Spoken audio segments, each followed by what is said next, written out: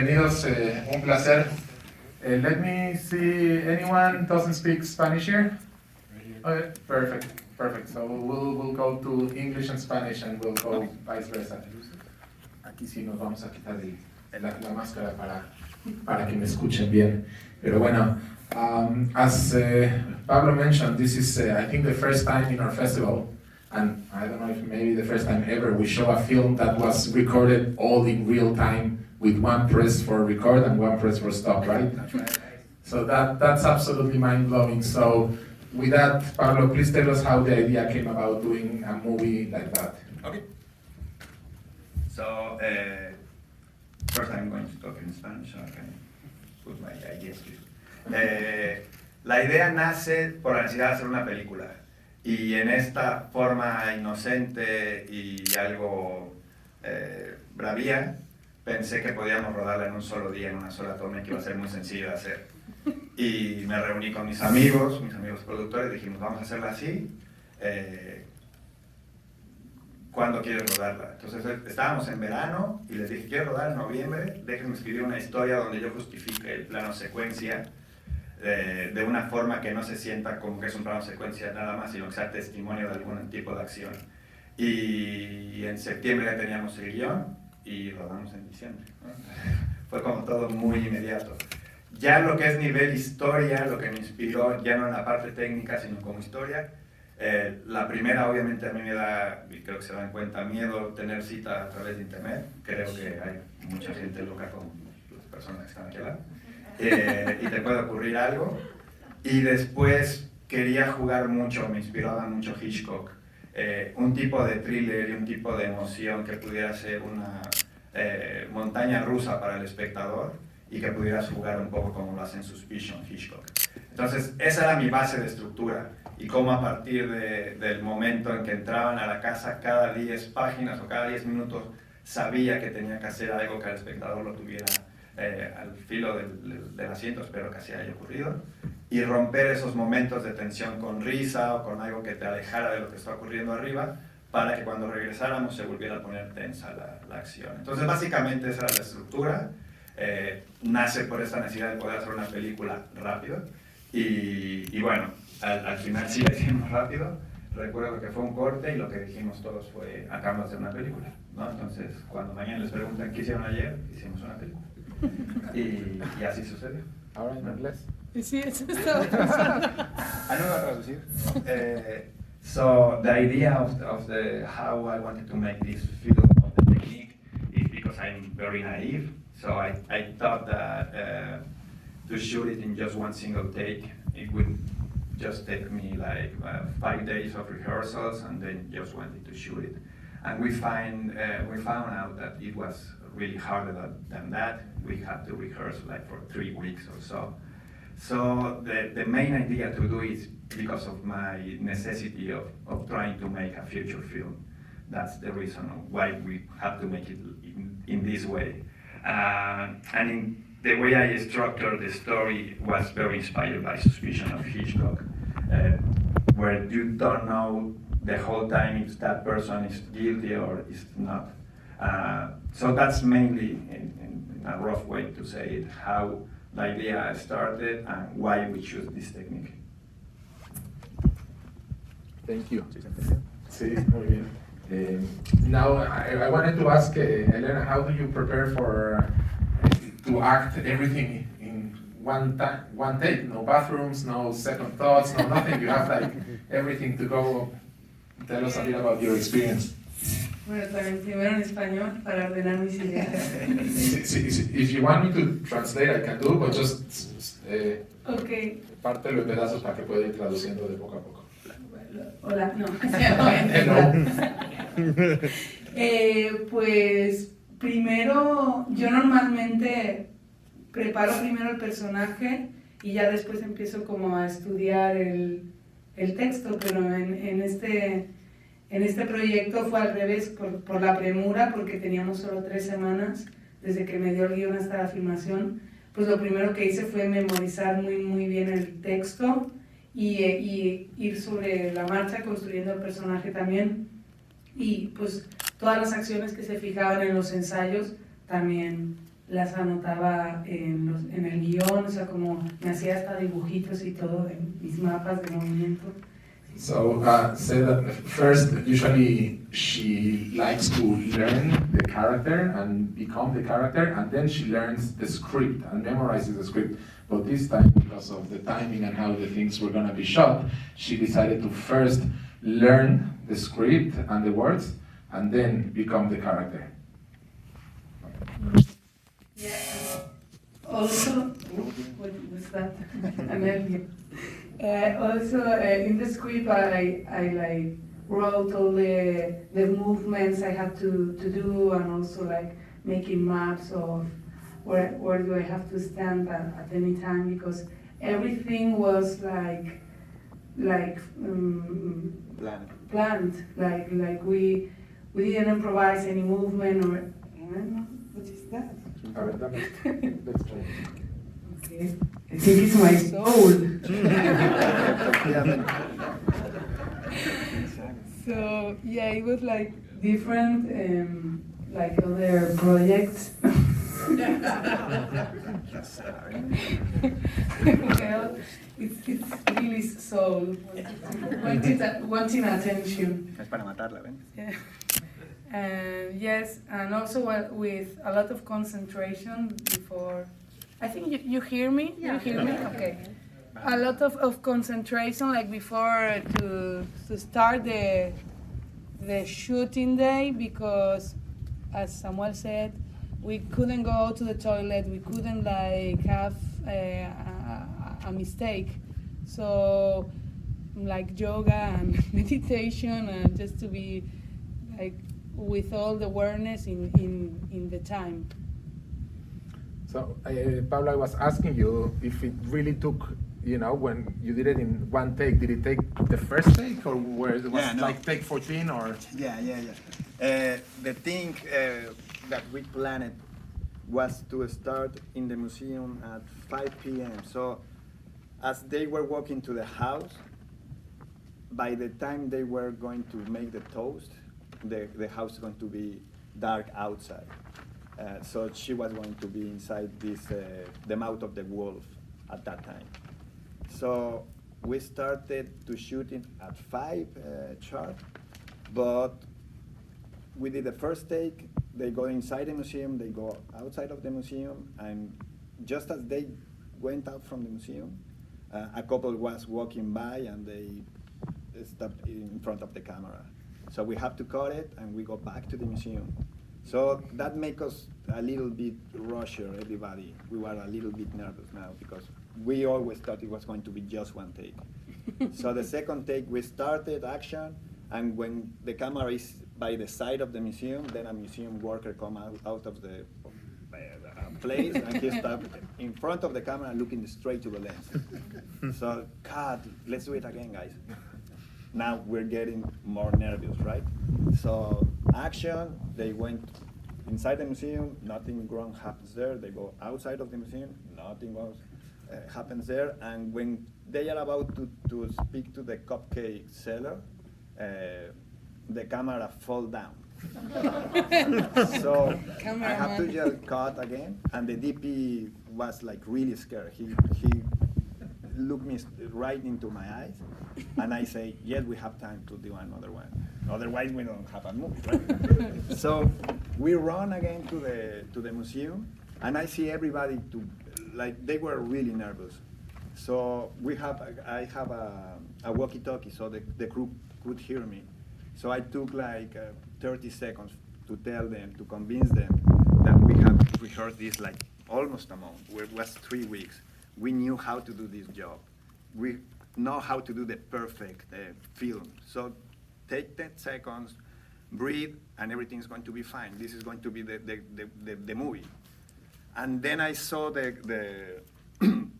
Eduardo, Antonio, he was really nervous and he was mad. He was like hitting the floor. So after I talked with them, I went to the back of Eduardo, of Antonio, and I give him a big hug. So I put my hand into his chest until I felt his heart was beating nice. When I felt that, I knew we were ready. So I went back to my position, I say action, and that's the film that you saw.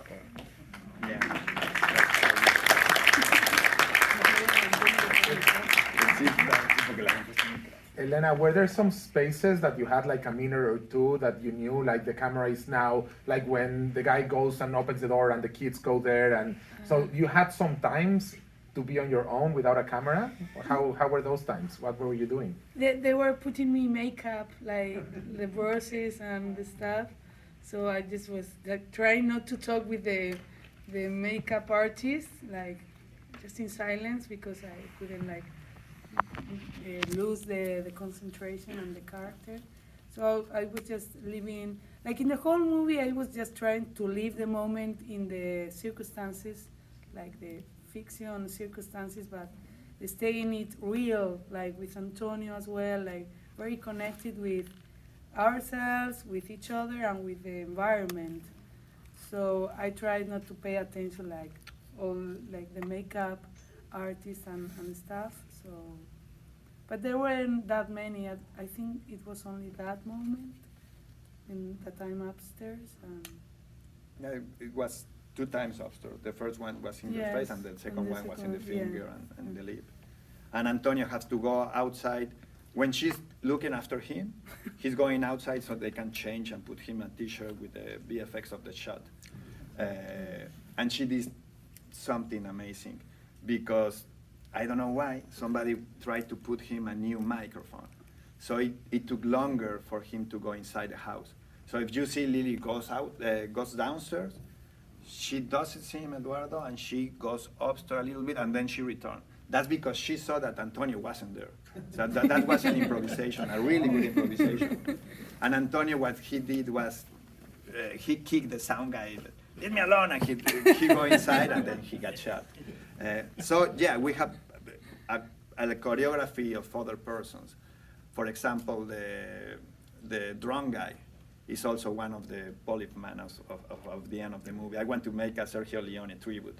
And he used he used the same actor in different parts. So I covered their faces because I knew that people may get confused by that, but I wanted to do the same guys. So the 2 police officers are the drunk friend and the brother that was disappeared. So that was also a rush moment, because it's really almost the end of the movie, and he has to change his outfit, and everybody has to be like really focused, and nothing has to go wrong. And it was also a little bit of improvisation, because I had to make the cue for the police officers to go in. So I was in my monitor, and I had my AD, my director assistant by my side. So I turned to her just to ask them if they were ready. So as I did this, she yelled, "The officer, going!" And I say, "No!" And that made the movement really well. So that's those little accidents that somebody, the directors, and Alejandro is going to agree with me, that you are looking for. You need something to keep the movies alive, and that's all like accidents, the thing that you don't have planned. But in a movie like this that is very technical, you have to be really careful that that's the minimums, and that they are really great actors just to go with those kind of accidents. So I'm really grateful with them. I'm really grateful with them and with all the crew. I think cinema it's a team effort, but especially in this kind of movies, nobody can fail. They can make a great action, but if the sound goes off, there's no movie. And the sound can be perfect, but if they forget their lines or go outside of the frame, there's no movie. If the lights goes off, there's no movie. So there's a lot of responsibility in every person. So I make sure for me to express that to the team. You have that responsibility. I'm not going to go after you and tell you to charge the batteries or to take your makeup. That's your responsibility. You cannot fail to the rest of the team. This is a work team. So everybody took that responsibility, right? Also, the sound guys, they were like new. Yeah. We made a lot of rehearsals with that sound guy, and I don't like to speak bad of anybody, but he deserves that. and he never showed me the sound he recorded in all the rehearsals, right? And I knew something was wrong because he only put a microphone to them here. And as you see, he carry her, and they have a final fight, and so on and so on. And I told him, "Are you sure there's no problem with that?" Yeah, sir. Everything is fine. And we have to shoot the part of the bar with the brother and her that they saw on her iPhone, on her phone. Sorry.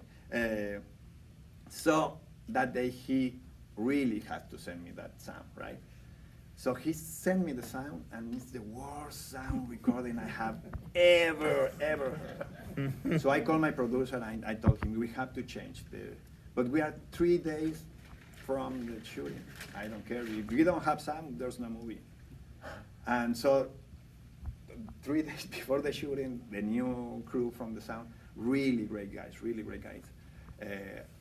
didn't explain them by phone what we're going to do. So they arrived and they say, "Are you ready? We're going to shoot a movie." "Okay, we love it, yeah. It's in one single take. You don't know the choreography, you have to hide. Tomorrow we have a rehearsal." And they were okay. So they were behind me all the way in the rehearsal. "No, we will remember." And I was telling them that you have to move right because now we're going to pan to the left. Now you have to move it. And they obviously didn't have the time to remember it. So the day of the shooting day, we have to rent more equipment for them to go inside a bathroom.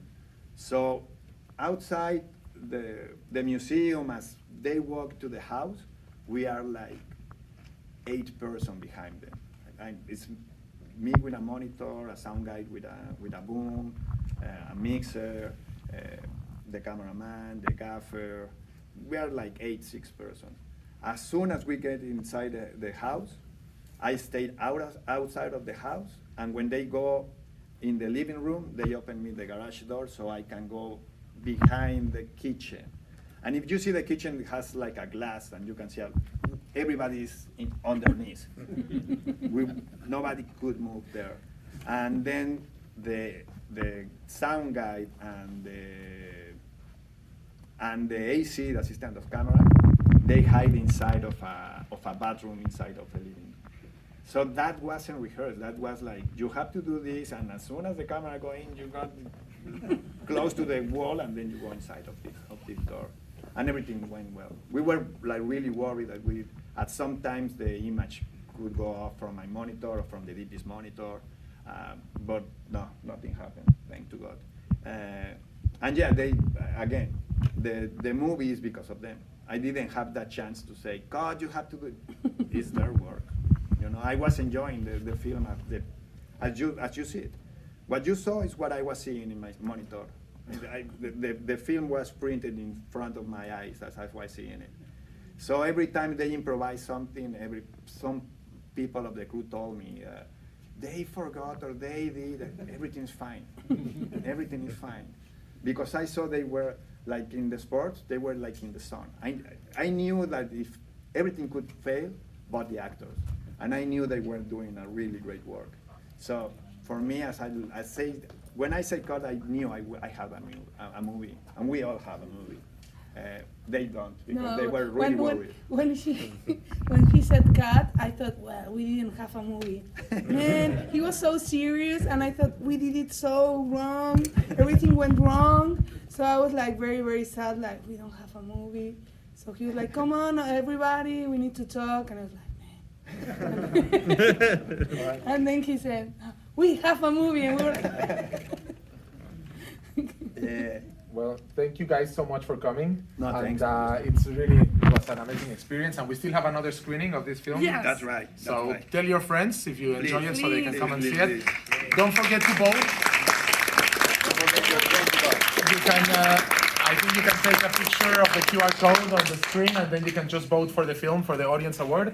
And we appreciate if you can come out as soon as possible, as we have a film starting right after this one. Thank you so much, guys. Thank you. Thank you. Thank you. Can I see your finger?